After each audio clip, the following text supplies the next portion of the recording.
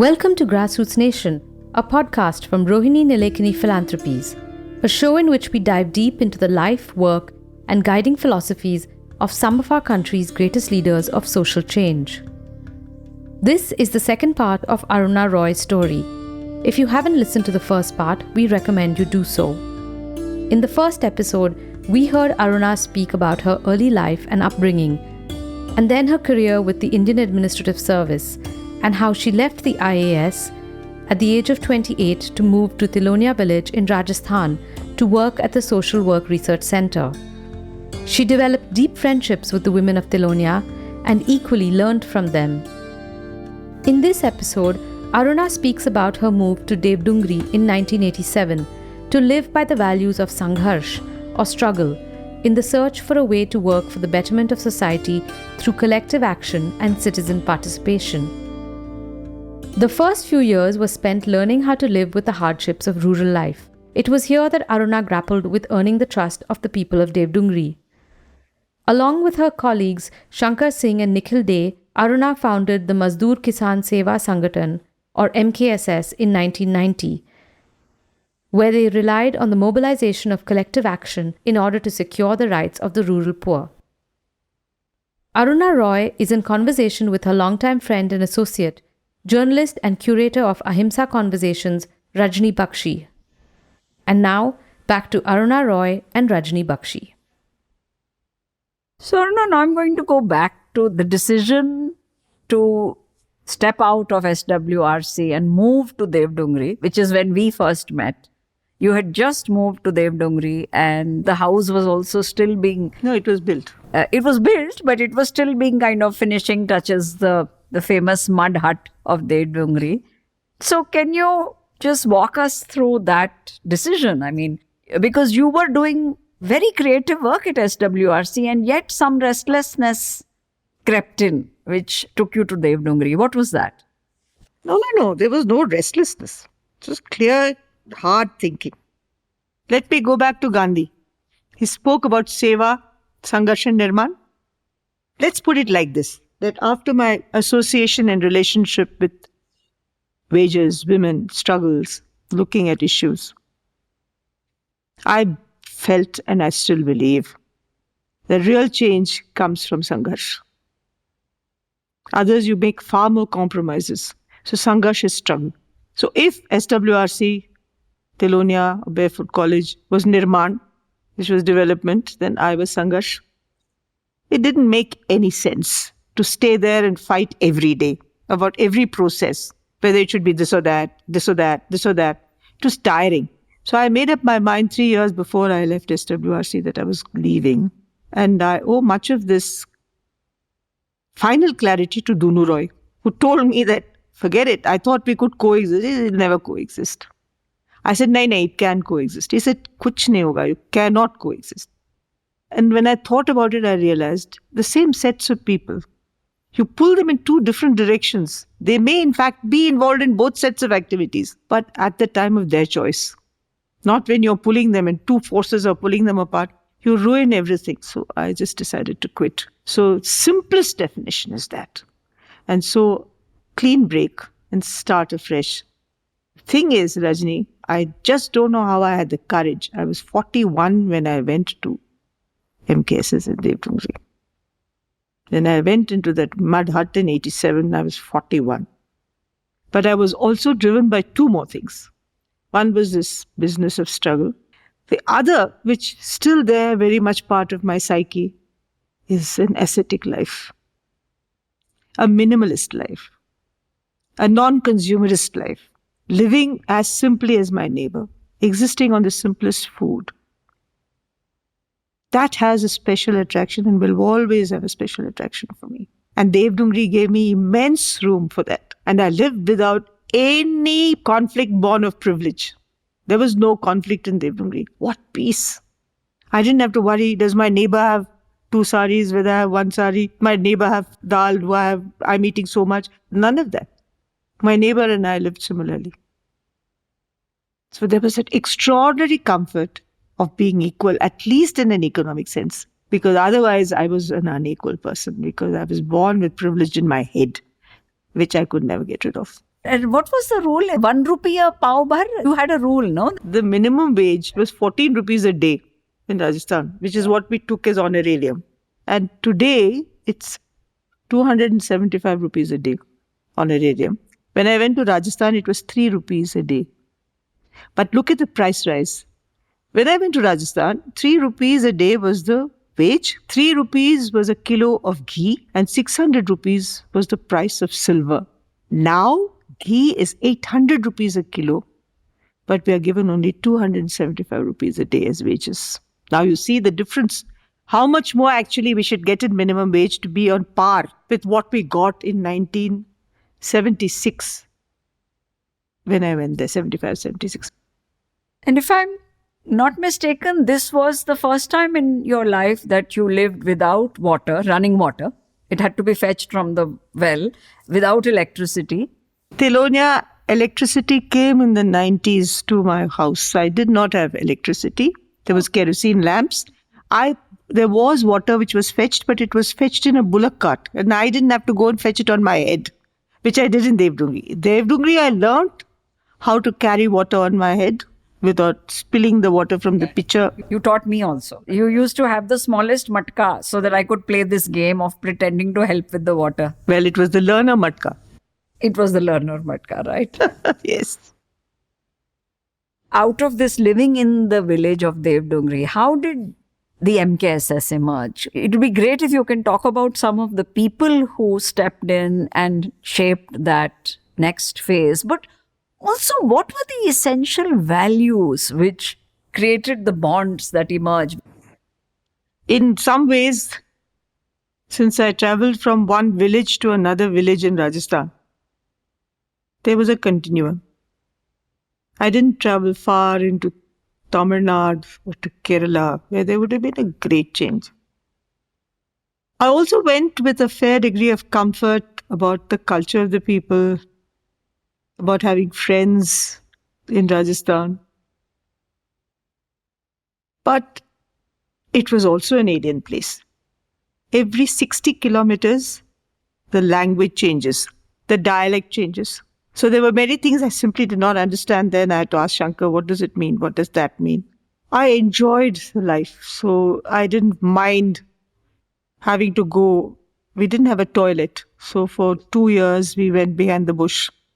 That was for me the most difficult to accept, I think. But I was trained before I came to Devdungri by living with so many people in and around Telonia. Nevertheless, I found that difficult, and I think that was the most difficult thing for me to accept. But as a sort of a permanency, temporarily everything was okay. So living conditions were all right. There was the other issue of the rains and the snakes, the scorpions, and more the snakes than the scorpions, but also all the little worms that would come into the house. And we slept on the floor. So you had to put cotton wool in your ears. There are these centipedes, which they call kanshala, which have a habit of getting into your ears. So these were the little things which you had to take precaution about. Otherwise, the food or the other things, not issues. And of course, we walked everywhere, which was great. And then we began our conversations. But the most advantageous thing about going to Devdungri was that we were surrounded by Shankar's relations. Shankar Singh, who had earlier worked in Telonia in the communications unit, am I right? Shankar actually came to Telonia in 1980 when I had already decided that I was going to quit. But we stayed together for 3 years and we became very good friends. Shankar is a phenomena. He's one of the most extraordinary public communicators I've ever seen. In addition to any theatre group, he would have been. Karant actually said he should have been in proper theatre and that we were wrong in taking him away to where we did. But anyway, Shankar was a superb communicator with a terrific sense of humor. So he made friends everywhere, and he and I became friends through arguments and differences. He used to come and say to me, Pankaj, a very nice guy, and you're so aggressive. So I said, really? Then I said, what do you mean? What am I aggressive about? And so we had our first differences and disagreements about women. And he was, of course, a totally traditional man. So he changed over so many arguments, so many differences, and so on. So that was the first thing. We didn't have a sort of everything tickety-boo relationship. We also had our differences. Anyway, I got interested, and I always had a great interest in theatre. So I got interested in the communication section when they first made the puppets. Then they went for their training. Then I met Tripurari Sharma. There's a whole new world opened up because of Shankar joining the SWRC. So we were friends. And so when we both went together to Jhabua to work with the tribals for a while, because one of our fellow colleagues from Tilonia had gone there, Raj. And Nikhil, at the age of 20, then joined us there. I still feel my dream was to work there in the tribal area, but they wouldn't have me because I was a woman, because I was powerful. They didn't want me. So with a lot of dejection and sadness, I came back from Jhabua. Shankar also wanted to work in Jhabua, but they said they wouldn't pay him any money, and he had a family, 3 children. So he couldn't continue there. The only person they would keep was Nikhil, because he came from an affluent family and he didn't need any money. But by that time, Nikhil and Shankar had become very good friends, and I had become very good friends with Nikhil as well. So we decided we would work together. One of the interesting things about at least my moving to Devdungri was that I was determined that I would only work with people with whom I had a great degree of comfort, mental comfort. A kind of at a visceral level. Yes, so that you could agree, disagree, argue, fight, quarrel without losing the relationship. Because this work brings out all these issues. So you can't become enemies just because you disagree. In any case, I was brought up to believe in dissent in my own family, biological family. But I also lived constantly with dissent with Bunker. They never agreed. Since university days, we were known to not agree. There were many people who were surprised when we got married, because how it's persistently disagree on most things in life. How did you get married? So you can agree on fundamentals and disagree on everything else. That's also possible. You can disagree on fundamentals and agree on everything else, and then life is very much more difficult. So in any case, so we needed this group together. So that's how we came to Devdungri. And Shankar's relations around, and Anshi, his wife, refused to go anywhere, but she was not comfortable. And I wanted to work in Rajasthan's tribal belt, but she would not move even that 150 kilometers. So we settled down in Devdungri because we settled in Shankar's sister's cousin's house. It was designed in a manner which was not comfortable to us. So there were no windows in the cottage, in the hut. There were so many chulas. So we had to remove all those earthen stoves. We had to make the 2 goat sheds were made into the kitchen. 1 goat shed was made into a bathroom. So all that construction had to take place. And the division of labor was that I cooked and they all worked, because I could not lift stones and all of that. They did all that. So we actually constructed a bit of this refurbished mud hut ourselves. Jeannie Srivastava, very well-known woman, activist in Rajasthan, social worker. She told me, you're indulging yourself. She said, you should go where you can reach far larger number of people. What do you mean by withdrawing into a village hut and living this romantic life? And we also had a goat, by the way, by that time. So Ginny was absolutely shocked. She said, you should have been going to a much larger frame. Why are you shrinking into this little one? Kya hoga yahan se? You'll live a romantic life, you'll fetch your own water, you'll cook your own food, you'll have a goat. Then what? I said, then if we fail, we come home. Bistar baan ke, we will go home. But I must try it out once. By that time, Nikhil was still doing law, so he used to keep going off to Delhi to give his exams. And Shankar and I were neck deep in work. In 2 months, we were organizing people to ask for work and for wages. And of course, this usual thing, they were wondering why we had gone there. So were we people who had come to mine? Were we people coming to look for labor? We were contractors. What were we? They could not make out. And the people who lorded over us was the neighbor who was a Jawan. He thought he was superior to us because he had more furniture in his house than we had. It was really interesting to see how superiority gets established. And there was so much animosity. And because we opened up our kitchen to Dalits, every day there was a fight. And because Shankar and Nikhil went to fetch water on their heads, Anshi used to get it from them. You're a useless woman. You make your husband get water on the head. Why don't you get water on the head? Kamu went to the village well, the Shankar's daughter. She was about 12 and she fetched water, but she couldn't lift the pot to her head. So the gentleman who owned the well, Nagodaji, was a Dalit. So the whole village used to take the water from the Dalit well, but he couldn't touch their pots. Amazing. So because she made him lift the pot, they came in hordes. Break the pot, don't drink the water. We had a huge row with them. Finally, I said to them, if you persist, I'm going to the neighboring town, Beam, and I'm going to register a case against you for under the Atrocities Act. You get bail in Jodhpur because you can't get bail locally. Then they went. Then slowly, the fact that this would be an open kitchen. Then they all attacked Shankar's cousin for giving this house to Shankar.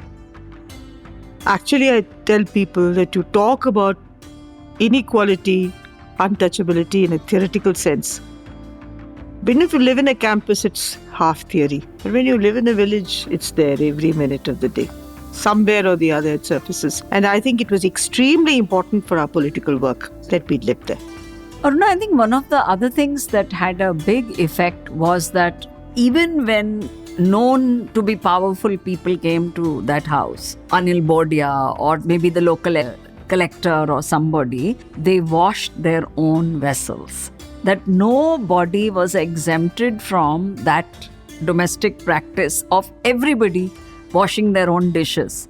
Did this have a positive and creative effect, or did this also raise resentments?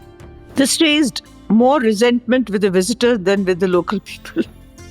Local people might have wondered, but many of them are cooks. They are all people who work in these dhabas. Migration from Dungri area, large numbers go and work. Chunni Singh, who went from us, used to wash dishes for so many years. So washing dishes was not considered a woman's job.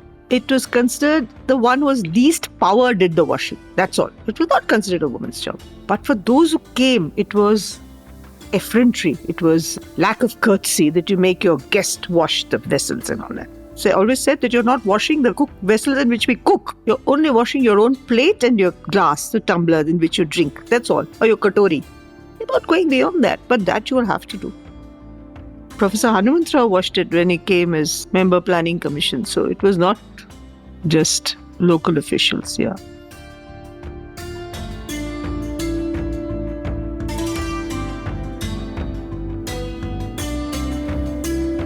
In 1990, Roy, along with Nikhil Dey and Shankar Singh, founded the MKSS, working for the minimum wage struggle, to improve social forestry programs, and fighting for the transparency and accountability of government schemes. Roy was central to the Right to Information movement through the National Campaign for the People's Right to Information, or NCPRI, that resulted in the Right to Information Act in 2005. She has also been an instrumental part of the campaigns for the Right to Work, or NREGA, and the Right to Food. So from all of this bubbling, dynamism, how did that first May 1990 come about when MKSS was formally launched? Mazdoor Kisan Shakti Sangathan. There were two important struggles which made people realize that if they get together and form an organization, their bargaining power increases exponentially. The first struggle was about minimum wages on a work site, in which Chunnibai and Bhavar then filed a case which went on, and finally we won it many years later. But the second and more powerful one was the demand for forest land, allotting a social forest. Social forestry used to be a program where they allotted government pasture land for developing into a social forest. And Lal Singh and Tej Singh Ji, these two extraordinary men, and with Bhuriya and Kakima, they're two women in that village, we managed to mobilize the entire village to oppose one of the most copybook bad characters I have ever come across, Hari Singh of Tal. Hari Singh was the son of a local Thakur, which is a local landlord. And that Thakur had burnt the national flag when we became independent. For what reason he did that, we don't know. But Hari Singh, who was the son of that man was a terror. He was he was like the chap in Sholay. I mean, literally like the chap in Sholay. So he terrorized women, he terrorized the people, he terrorized everyone in Sohangad. The Sohangad people were fed up. Like if they grazed their cows in the pasture, government pasture land, they had to give him half the milk, half the ghee. If they took, clay from the pond, then they had to deliver half the clay in his house. It was ridiculous. I mean, it was complete and total oppression. So Lal Singh decided that he needed to be opposed. And Lal Singh and Tej Singh was far superior to Tej Singh ji. So we decided that we have to take this up. So MKSS designed this social forestry program so that Sohangad would ask for 25 hectares of land to grow social forestry. I don't think my words can capture the depth and the horror and the violence, potential violence of that entire event. Even the people who join us today can just imagine it, but they can't feel the extent of it. So for 2 years we battled. And he threatened to have me raped. He did actually have Shankar and Nikhil beaten up. Many things happened in the course of that. He came with guns when we were allotted the land. And the government, of course, allotted the land because we were well known to government. They allotted the land. We created a women's organization strategically because Rajput women never go out to work. So we said, Thakur Hari Singh's wives and children will never come there. So we created a women's organization. And then we also built this extraordinary boundary wall. And then we grew a very good forest. Now, but the whole thing made people realize that we have to get together. So it was not an idea that was born from the heads of 3 people who went and settled there, but from the actual people who actually struggled, who realized that unless we get together and form a unit, our bargaining power is zero. That's why the Mazdoor Kisan Shakti Sangathan debated on for over a year, and the name was given by local people. We wanted to call it Mazdoor Kisan Morcha or something. They said, nahi, Morcha Porcha hamare shabd nahi hai. We have to call it Sangathan. And Shakti. Shakti must come in because we are fighting for power. So Shakti must come in. So that's why Mazdoor Kisan Shakti Sangathan. What preceded the 1st May 1990 when we actually declared the organization. So we chose Bheem, which was the local Kasbah town. And in the open space that they have for public meetings, we went there and declared it. There began our history. I think the first struggle was for full minimum wage to be paid in the famine relief works. The Jawahar Rozgar Yojana, that used to be a program run by the government where they used to give some amount of work for people without employment. Okay. Not just the famine relief works. There was also famine relief works. There was also JRY. And so from minimum wages to the right to information, what was the process? Because I know that there was a connection because it was in the process of doing the minimum wage work that some of these issues came to the fore. Let's put it like this, that the minimum wage history for me goes back to Northeast's great battle for minimum wages and my initial years. So minimum wage battle was an older battle. Information was also somewhat semi-formed earlier idea. But the sharpness of this information demand came because of repeated asking for things from the local government and not receiving it under the pretext that they are covered by the Official Secrets Act. BPL list we could not get. We asked for simple information, would not be given. And we knew it, that they don't give it. But this sharpened the debate. And because on every work site, when we asked for payment of wages, they would say you did not work. And we would say, produce the register. And they would say, we can't show you the register because it's a secret document. We can't produce the bill and voucher because it's a secret document.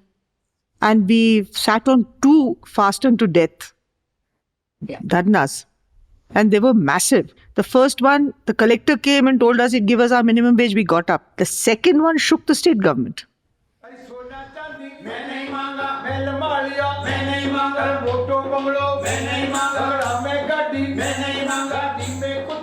Because we were just 5 of us representing 5 districts who sat there. It was panchayat elections. Every village they went to, people said, you give us information or go home. Because the chief minister, because of fear, had made a statement that he would give us the right to information. And he didn't give it later on. But at this time, was already an issue. It had become an issue. So then it had become hugely public, this issue. And when we sat on the second dharna, government stopped 100 crores of an installment that was due for JRY because they paid 95 paisa a day in one worksite. Either you don't work or you get wages. What is 95 paisa a day? So unearthing all this information had a phenomenal impact on them. And we also realized that information at many levels was necessary. And even in the fight for Sohangad, for the land, Hari Singh would have that particular number of that particular land not put up for allotment. So if information can be used negatively, information has to be used positively. So there was no question. So it was a growing awareness.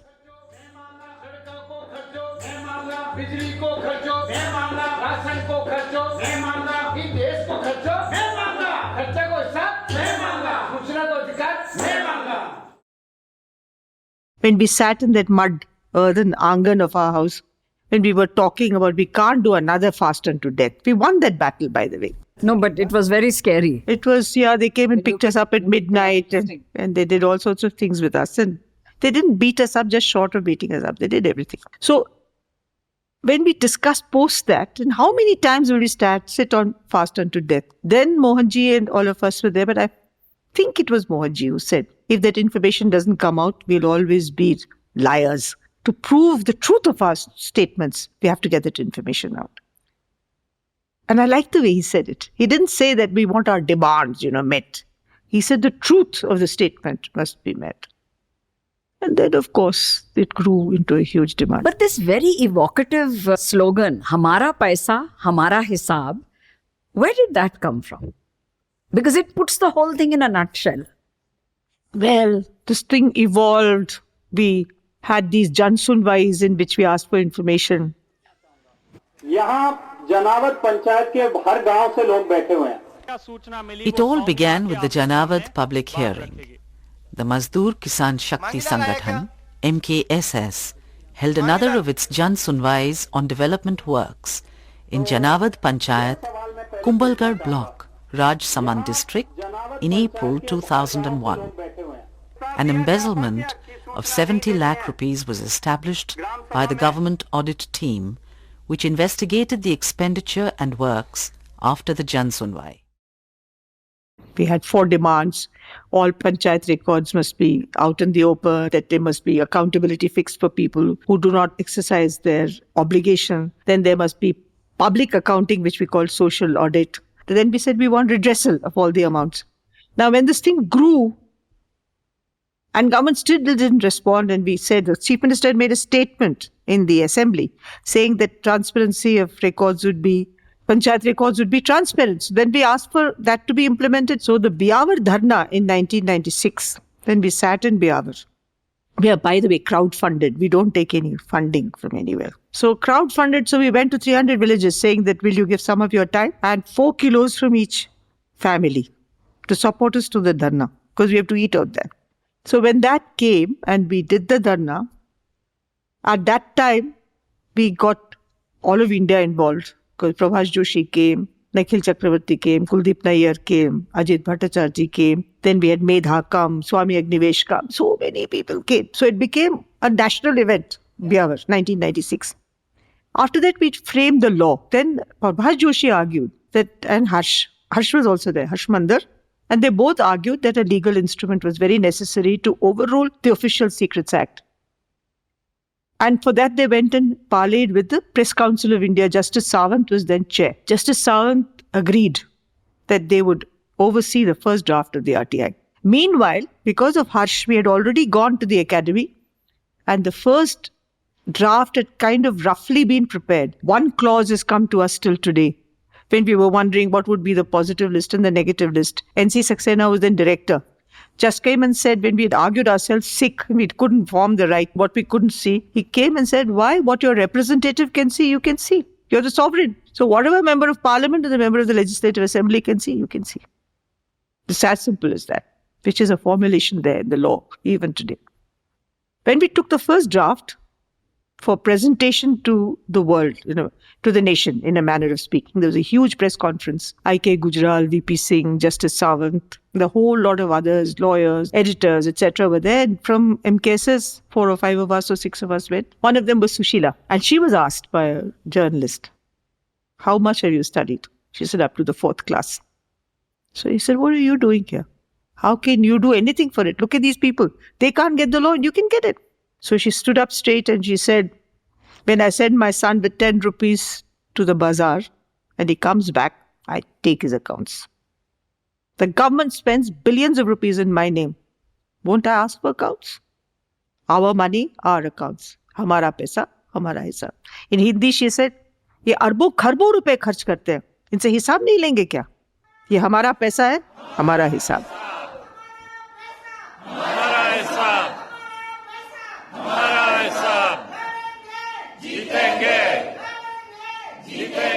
Beautiful. At the same time, there was a challenge of how to keep this growing network and organization together in ways that are internally democratic also. And we all know that the moment you go from, say, 5-10 people to 50 people and to 200 people, those issues of maintaining an internal democracy, and especially in your context, where there was so much emphasis on being non-hierarchical. What were some of the creative and both difficult elements of this dynamic? Structurally, the audit process, the social audit process brought in by the MKSS has become now a part of structural governance, which is ineffective, which is partly successful, partly a failure, somewhere very successful, depending on the government, depending on all that. But we also said there are 3 forms of things. One is the social audit, which is a mandated form of audit done by the government. But we said there's also something called a Jan Sunwai. When people demand that there should be an audit of things that are going wrong in their area, it's democratically obligatory for a state to conduct an inquiry publicly. But we also said finally that there should be a transparency meeting where we ourselves disclose what we are doing to people, which we did. As the shops have a disclosure meeting, we all have disclosure meetings in which we lay our accounts on the table for people to see so that they know what we are doing. And that also has been an important thing. In some NGOs, like SWRC Telonia has done it, has had disclosure meetings, but not too many. One during the time when they were accused of, and the police and the authorities went after them because they decided to settle my scores by attacking bunker in 1997. So that kind of thing has happened. No, but that's what is very important to convey to future generations. And how does that happen? Because there are disagreements in any group. So how do you resolve them without any one set of people throwing their weight around? There are disagreements possible on policy and on opinions. In terms of finances, there is no disagreement possible. It is completely a non-negotiable area. That should be transparent. Now, whether you agree on whether that money should be spent there or not there is your private business. But that it has been spent is public information. And that it must be out there in the open. To jump many years after Jan Suchna portal, which the government of Rajasthan has now put out, they've given it. The second government to do it has been the Karnataka government. Where 150 departments of the government have, under the Right to Information Law, Section 4 of the Right to Information Law, made their information public in real time. I don't know how many crore people have accessed the Jan Suchna portal. And how many crores have downloaded information from the Jan Suchna portal. And in real time, you know whether your ration shop has given someone ration in your name or not. It's vital for the poor. So that culture has come in. The NGOs have not been so forthcoming, but they also have to now mandatorily put forward at least their audited statements on websites so that everyone can see it. So I think the culture has changed. And basically, what is it, Rajni? It's basically the right to ask a question. And that has impacted, brought violence, killed 100 of us or more. 100 information seekers have been killed, but it still continues as strong as ever. Amra Ram, Just recently in a place called Barmer in Rajasthan, his legs were broken just because he asked questions about NREGA spending just 6 months ago. But it has not stopped him. He comes on a stretcher to our meetings to say information must be given. It's the determination somewhere to get that out, because it doesn't serve my purpose alone. It serves the purpose of many other people and of something called development, something called progress, something called benefits, something called welfare, something called humanity. That somewhere struck a chord. And that's why I think, and the right to information has been, though it began with the poor people's issue, it has gone across the board to so many different kinds of institutions and sectors. So I think, strangely enough, I have met people who don't know me, who are from the corporate world, who come to me and say that, you may not agree with us, but, the right to information has supported us as well. So I said, why should I disagree with you? Always areas of agreement and disagreement. That we agree on something is the beginning of a conversation. So let's start conversing.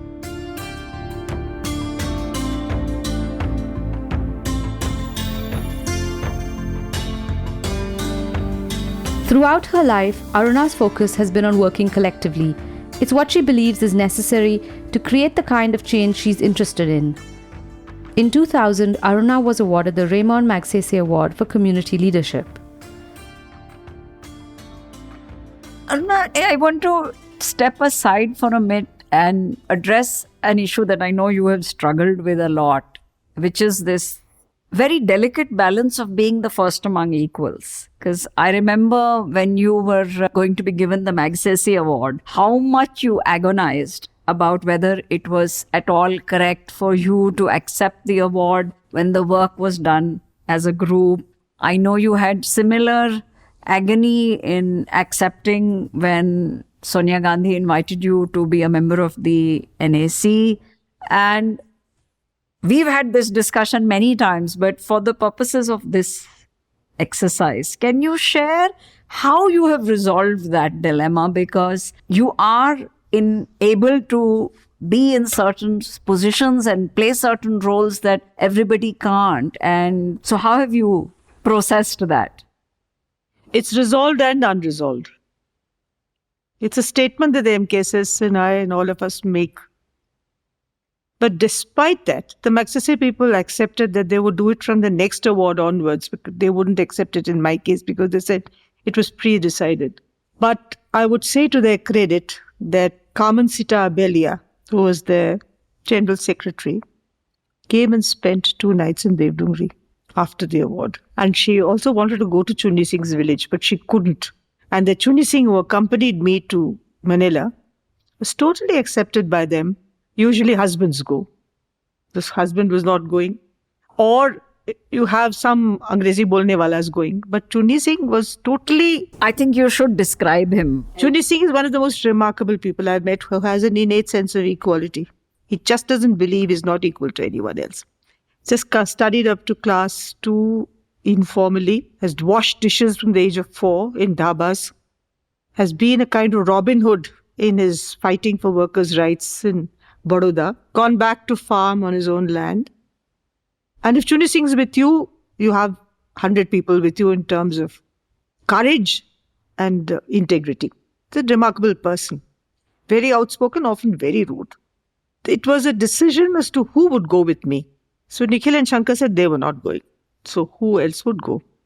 So in this discussion that took for a day or 2 for us to decide on who would go, finally they said either Lal Singh or Chunni Singh should go. Lal Singh hates travelling. So he said, I am not going. So it was Chunni Singh. When Chunni Singh went to get his passport, some documents from the SDO's office, that fellow, the Tehsildar, called 10 people and they all laughed at Chunni Singh. Arey, ye jayega. Dekho, isko dekho thoda. Ye jayega abhi. Kya award lene ja raha hai? Tu jayega. Like that. So anyway, Chunni Singh said, tumhe kya jata hai? Main jaunga. He answered them. But he had to be clothed, he had to be furbished and everything. And finally, he went with me. Chunni Singh would never accept that he did not know anything. This I think we all of us know. So when we first landed, there was this banquet. And even I was a little worried because there were so many knives and forks. And I thought, God, which one goes first, So he said to me in Hindi, he said, "Ye kya ho raha hai?" I said, "Pata nahi, whatever I do, you do." He said, "मैं meat नहीं खाऊंगा." I said, "ठीक है, I also won't eat meat, so you won't eat what I don't eat." He ate with so much elegance. I was shocked. He was absolutely elegant. He did not mismanage his cutlery. He did not behave with any kind of lack of decorum. And he managed, by the time we left, a fried egg on toast without spilling any of the egg on himself. I thought it was marvelous. So just to show what kind of presuppositions we all have. But Chuni Singh went there and they all liked him very much. The arrangement was that wherever we had to talk, I talked. Questions and answers, Chuni Singh answered. 80% of the answers were Chuni Singh, translated into Hindi for him. And he stunned them because he was so brilliant. So actually, one of them said, "We thought you were the Air India Maharaja when you turned up." Because he was wearing the safa and the dhoti and the usual Rajasthani dress which he went. So Chuni Singh is a remarkable man. He still continues to be a remarkable man. He doesn't want to take even an honorarium. He doesn't take money from anybody. He wants to retain his independence to such a degree that he would rather just eat the minimum that he can and live the way he does, rather than be anyone's servant. He's an amazing human being. And the NSC experience? We've received, by the way, many awards in which I have been singled out. Whereas I've made all these statements, but we have not been able to really fight the system, unfortunately. And I'm very happy to say that in the MKSS, I'm only one of many. That, of course, is the balance that I really need. The NEC, I went to every institution and every campaign I was a member of, including NAPM. NAPM had a huge debate. There was a division. Half said I should, half said I shouldn't. Or rather, maybe 60-40. But it was Medha's vote that made me go. She said, "No, Aruna must go, because if she goes in, she will at least take our voice in, and she must go. And if Aruna goes, she's accountable to us, so we can make her say." The National Advisory Council was actually set up by the UPA 1 because they made a set of promises to the people of India, which was itself remarkable, which was because it was a left and Congress and many other progressive parties alliance. It was called the National Common Minimum Program, which they made huge promises to the people so that they would be, in a sense, be accountable. The National Advisory Council was set up to monitor the National Common Minimum Program, which was again a remarkably progressive democratic step. But nevertheless, to be a member of the NAC with Sonia Gandhi as the chair was a difficult proposition. I remember, again, the whole process of approvals had to be got. And I remember going in meeting Mrs. Gandhi before I became a member to say two things to her. That I would speak my mind out, that I would disagree with her or with the Congress government or with the UPA. Would she allow that? And she said yes. It's on that basis that I joined the NAC. And I always feel that is a remarkable difference. I carried so many of their petitions, their proposals, the Land Acquisition Act ideas and the proposals. We organized, when I was in the NAC, we organized so many public consultations on it, which were all possible because of Jean Drey's, me, so many others being members of the NAC 1. NAC 2 had much larger representation. When you look both at the phase where you were there and then even later, what would you say on the whole is your assessment of the limitations of such a exercise of bringing in different elements of Samaj and civil society and other elements in even the private sector and trying to come up with these kinds of... Basically, it was a platform, I think, for dialogue between all these various dimensions for the common good. So what were both the limitations that came to the fore and what did, against all odds, get achieved? I think, what they failed to do, despite the National Campaign for People's Right to Information, persisting that they do, but that they failed to create it as a pre-legislative platform for looking at policy and legislation and allowing participation for people's voices to be heard, which is what in essence it was. But they did not make it into a statutory body which would perforce have to do it for every legislation that came thereafter. That was its I think, failure because it failed to define itself. But the asset was that by having senior members of government within its formation, it was able to pull in the kind of power that people's voices never can pull in. Access to government secretaries, access to ministers, access to prime minister, all that became possible. Not that we pushed them into anything, but that we could at least sit as reasonable equals to argue out our point of view. That became possible. And Sonia Gandhi was a good chair. She allowed us to speak. She allowed us to argue and fight without interference. She listened more than she talked. Of course, the decisions were always hers as well. In the end, she was not a weak person and she took her decisions. But she never disallowed us our freedom to argue and disagree with her or with each other. They reflected the public realm. And in the case of the RTI and the MGNREGA, without political will, these laws would not have got framed. And food security also. All these rights-based legislations, by the time the second NAC came, there was resistance building up and already had built up from bureaucrats, from political power bases, from so many people. But in the first NAC took the bureaucracy by surprise because we had a formulated law which they truncated, but yet in standing committee, we were able to change it. That allowed the whole process to go through.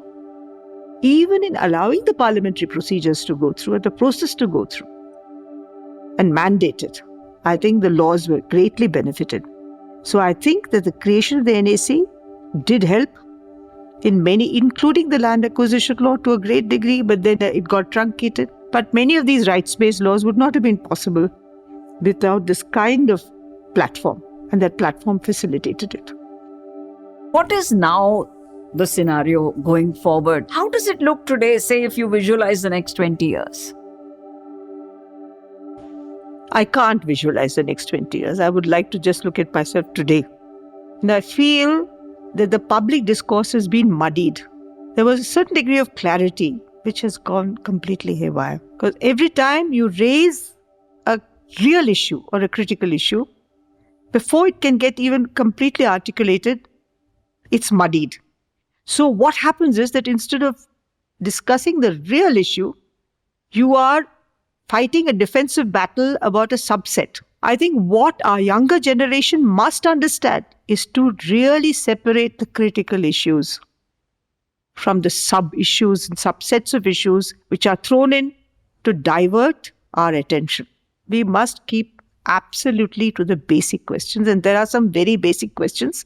You can call me old-fashioned, you can call me anything, but I cannot go away from that this India that I know of and I've lived through has been what it is because of the Indian Constitution.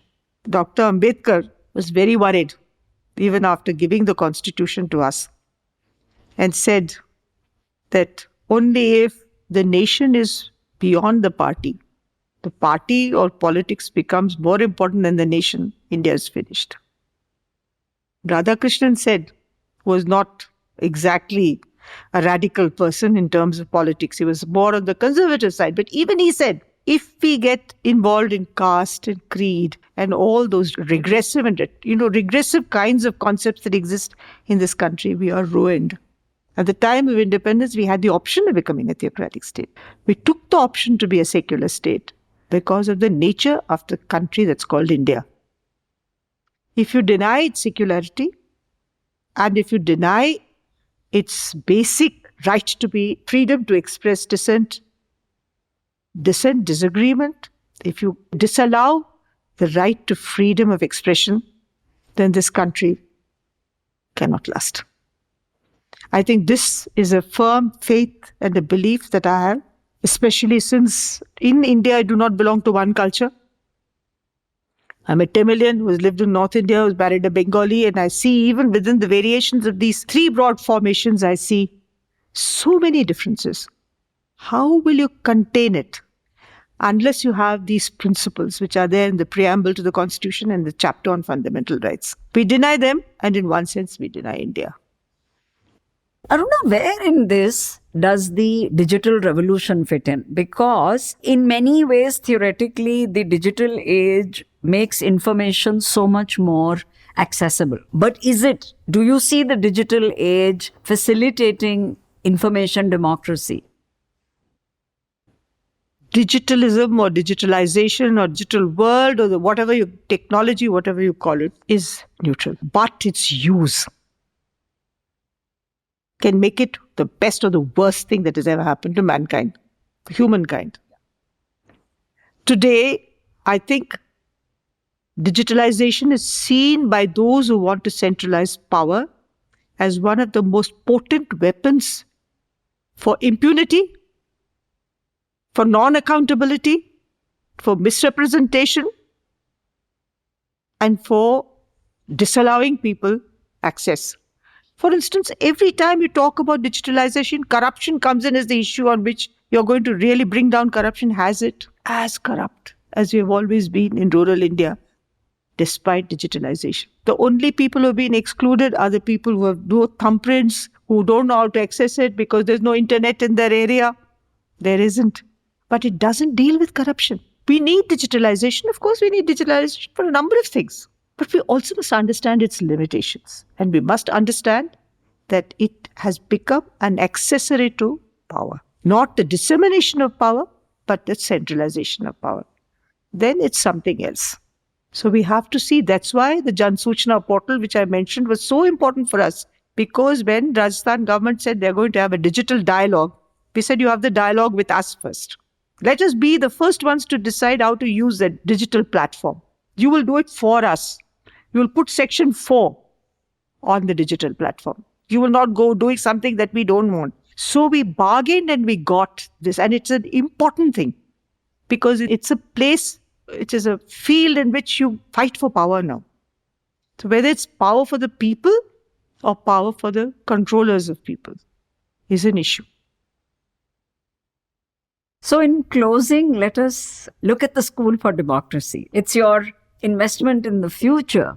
And I find it fascinating that the School for Democracy is serving as a platform both for very privileged youth of the metropolitan areas. You know, I think you have many law colleges that send their entire class for a week or 10 days to School for Democracy. And it is a place where village level youth are gathering for various kinds of camps and workshops. So, two dimensions here. The first one is, what are you seeing in the youth, aspirations of the youth? What are you, many different aspects of the aspirations of the youth? And the other is, what is this showing you or either making you hopeful or not hopeful about the future of democracy? Can you talk about youth as if it's one consolidated mass of people with one idea? It isn't. So what I think would be right to say is that youth has become aspirational in a manner in which we were not.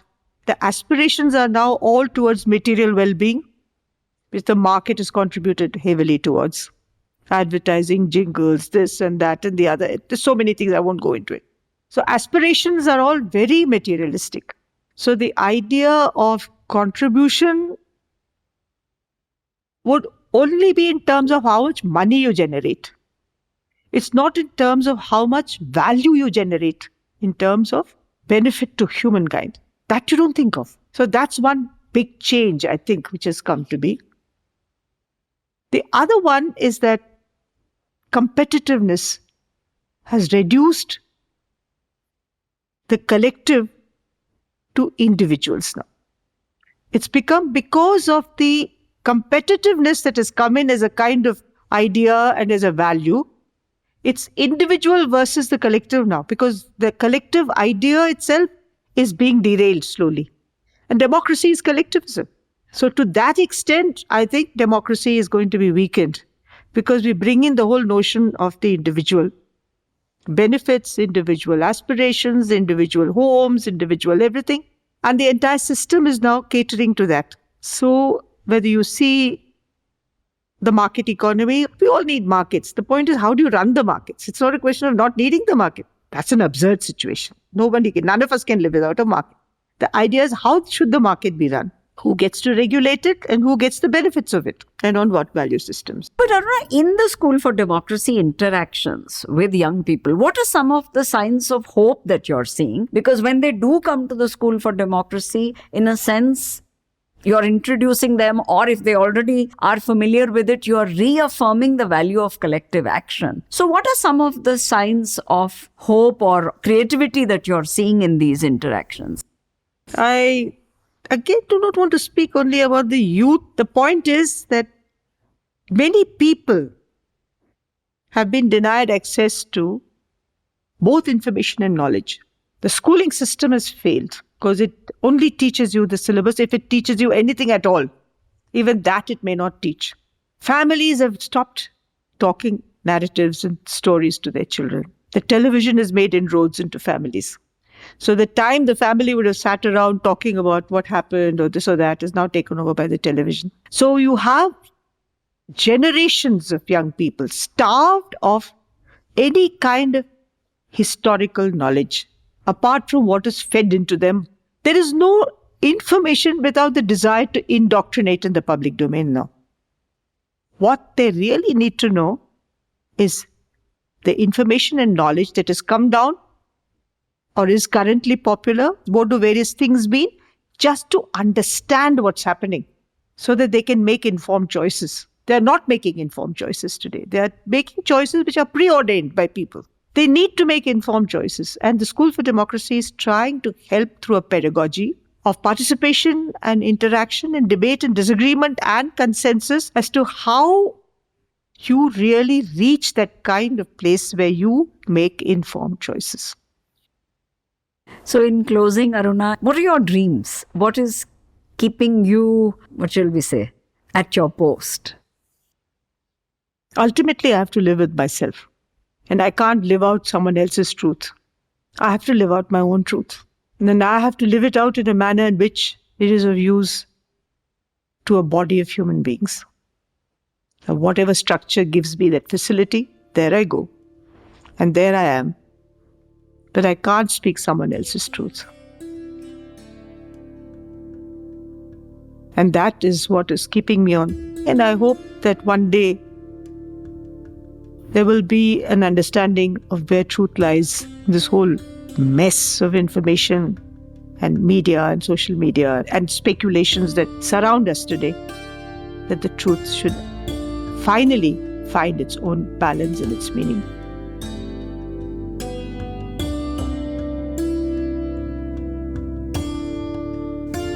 Grassroots Nation is a podcast from Rohini Nilekani Philanthropies.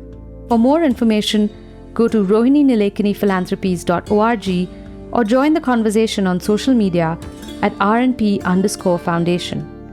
Stay tuned for our next episode, and thank you for listening to Grassroots Nation.